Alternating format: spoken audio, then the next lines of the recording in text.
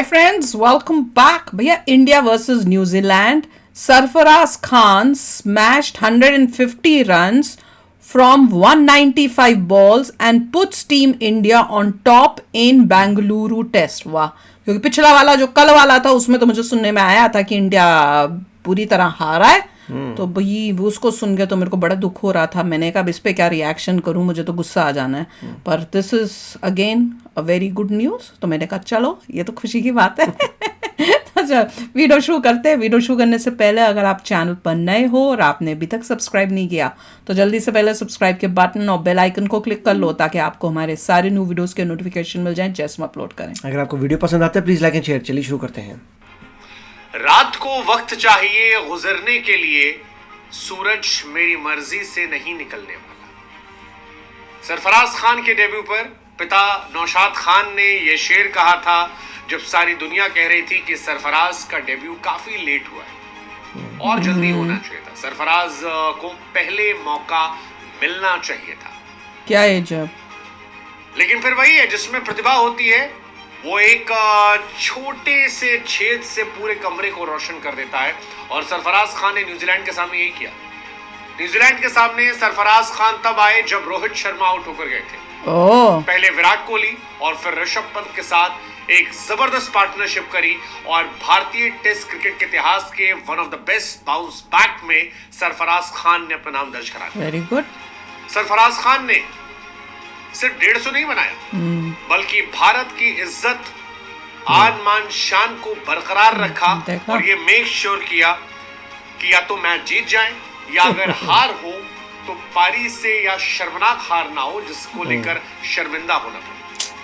सरफराज खान ने ये make sure किया कि यहां से सरफराज को बाहर कोई बैठा ना पाए.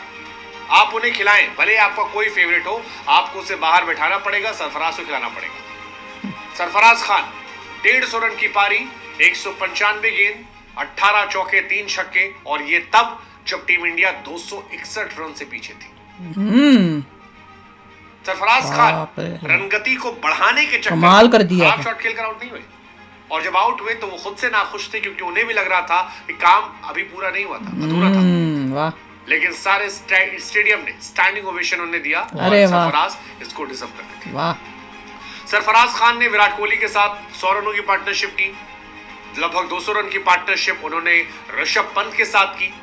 सरफराज अकेले अपने दम पर शुरुआत में इंडिया को गेम में वापस लाए, बाद में कई साथ मिला. लेकिन बड़ी बात यह कि सरफराज की ये पारी हिस्टोरिकल पारी है. सरफराज का ये जो कमबैक इनिंग है ये इंडिया की कमबैक इनिंग थी और इंडिया के ग्रेटेस्ट टेस्ट में इस टेस्ट का जिक्र होगा अगर इंडिया मैच जीत गई तो. सरफराज खान जब आई थी तब इंडिया 95 for 2 थी. बहुत रन चाहिए थे. रोहित शर्मा, जायसवाल 20 रन के अंदर आउट हो गए थे. सरफराज को प्रमोट किया गया था और जब वो आउट हुए तब इंडिया 400 प्लस जा चुकी थी. सरफराज खान ने अपने इंटरनेशनल करियर का पहला शतक जड़ दिया था. भारत के 2 विकेट गिरने के बाद सरफराज खान की ये पारी बताती है कि डोमेस्टिक्स का जो एक्सपीरियंस है वो जाया नहीं होता. आप पाकिस्तान देख लीजिए कामरान या इंडिया देख लीजिए सरफराज. अगर आपने डोमेस्टिक में रन बनाए हैं तो फिर आप इंटरनेशनल क्रिकेट में भी जलवा बरकरार रख सकते हैं. सरफराज की पारी लंबे समय तक टेस्ट क्रिकेट में याद की जाएगी कि ऐसे वापसी हो सकती है. बड़ी बात यह कि सरफराज की इस पारी में जो खास बात थी वो था इंटेंट इंडिया को मैच हारने से बचाना नहीं बल्कि इंडिया को जिताने की कोशिश करना. और यही वजह है कि उनका जो शतक था वो 90 के स्ट्राइक रेट से था. बड़े बड़े सूरमा रोहित शर्मा, विराट कोहली सभी सरफराज खान के लिए खड़े होकर तालियां बजा रहे थे. गुड. ऋषभ पंत ने भी उनके काबिलियत को समझा. ऋषभ और उनकी जो पार्टनरशिप थी वो कमाल थी, अद्भुत थी. दोनों अंडर 19 के साथ में खेले हुए खिलाड़ी और दोनों जबरदस्त तरीके से रन बनाते रहे. लेकिन सरफराज की सबसे अच्छी बात जो मुझे लगी वो ये थी कि सरफराज शतक मारकर थमने वालों में से नहीं है. शतक आए, शतक लगाया, लेकिन शतक के बाद नेक्स्ट क्या आगे और रन, उसे बड़े स्कोर में कन्वर्ट करना वो सरफराज की खासियत है. गुड. लगभग हर टूर्नामेंट में उनकी शतक है. बहुत बार इग्नोर किए गए वजन की वजह से. हम भी अब कहते रहे आपसे कि सरफराज धोखा नहीं देगा. 70 के वजन की वजह से फर्स्ट क्लास में मौके का वेट किया, रन बना इंग्लैंड में, फिर बाहर बिठाए गए बांग्लादेश में. लेकिन अब अगले मैच में केएल राहुल को बाहर बैठना पड़ेगा क्योंकि सरफराज खान ने केएल राहुल के घर में जाकर बेंगलुरु में वो पारी खेली है जो केएल राहुल को बाहर बिठाने के लिए काफी है। अब केएल राहुल को अपनी पारी का इंतजार करना पड़ेगा। 350 रन जो है तब शतक लगा। कमाल है यार, कमाल है। रणजी ट्रॉफी में शतक, क्वार्टर फाइनल में रणजी फाइनल में शतक, दिलीप ट्रॉफी में शतक, ईरानी का फाइनल में शतक, विजय हजारे में शतक, इंडिया ए के लिए शतक, 70+ का एवरेज, और अब इंडिया के लिए सरफराज खान मिडिल ऑर्डर्स में अब ये मान के चलिए फ्यूचर ऑफ इंडियन क्रिकेट, और अब लंबे समय तक उन्हें बाहर बिठाना बहुत बहुत बहुत मुश्किल होगा। Good, is gonna be the next run machine.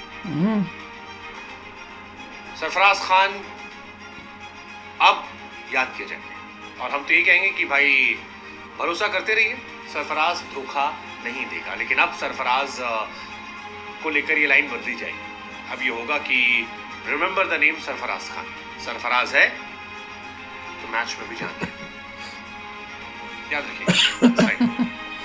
देखिए, लेट्स जस्ट होप कि इंडिया भी मैच जीत जाए, क्योंकि जीतना चाहिए, जाया नहीं होनी चाहिए। बहुत अच्छा क्रिकेट खेला है ऋषभ और सरफराज ने, दे डिजर्व कि इंडिया जीते। इतना वो ऐसे क्यों बोला जा रहा है कि मैच जीते, मतलब उम्मीद नहीं है क्या? क्यों भाई? भी लग रहा है थोड़ा खतरा। हाँ, वही लग रहा है जिस तरह से हुआ कि भाई नहीं तो होना चाहिए कि इंडिया ही जीतेगी। वही तो मैं तभी तो कहती हूँ कि बांग्लादेश या श्रीलंका या पाकिस्तान, इनके साथ जो है ना मैचेस जीतना इतना वो नहीं मेरे को लगता ग्रेट है, जितना अगर तुम ऑस्ट्रेलिया, न्यूजीलैंड और इन कंट्रीज से जीतो तब मजा आता है कि वहां पे क्या परफॉर्मेंस है। ओके, बट इन कंट्रीज को जो है इनको दिखाओ कि भैया इंडिया कितना अच्छा गेम खेलता है।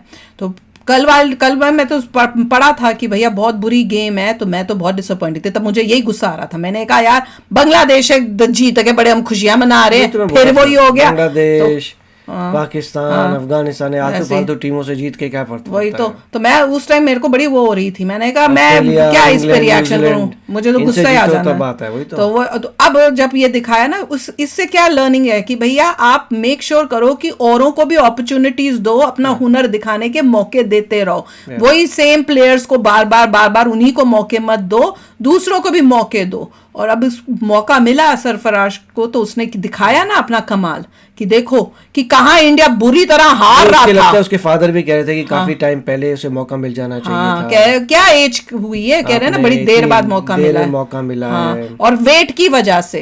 तो मैं देख तो रही थी, मुझे लगा मेरे की थोड़ा हेल्दी है, पर इतना कोई नहीं था मेरे को। फिर मुझे लगा कि शायद अंदर कुछ पैड वैड पहने होंगे उस वजह से, पर देख लो प्रूव कर दिया कि अगर वेट भी अगर थोड़ा बड़ा भी है तो उससे क्या होता है, कुछ फर्क नहीं पड़ता। उसने कमाल करके दिखाया ही है। यूएस में बेसबॉल में कई लोग आते हैं मोटू, थोड़े मगर एज लॉन्ग अच्छा मार सकते हैं और भाग सकते हैं। एग्जैक्टली, तो नहीं होगा इतना बोल के। इसका मतलब क्या भैया कि तुम वेट की वजह से उसकी परफॉर्मेंस देखो, उसको देखो वो कैसे करे, उसको भी चांसेस दो। उसने प्रूव कर दिया भैया वेट से क्या कुछ उसका परफॉर्मेंस में कोई गड़बड़ हुई है, बिल्कुल भी नहीं हुई। बल्कि इंडिया ने नुकसान झेला कि जब भी आप किसी अच्छे प्लेयर को मौका नहीं दोगे तो वो किसका नुकसान है, इंडिया का नुकसान नहीं आनी चाहिए। जैसे लोगों इतनी सारी पॉपुलेशन इंडिया की, और जल्दी सभी को मौका देना चाहिए। सबको, औरों को, नयों को मौका दो, जो नहीं परफॉर्म कर रहे अच्छा उनको थोड़े टाइम के लिए बेंच पे बिठा दो, दूसरों को मौका दो ताकि उनको भी एक्सपीरियंस हो, उनको भी मिले अपॉर्चुनिटी। करियर स्पैन जो 10 साल से ज्यादा जा रहा है उसको कट करके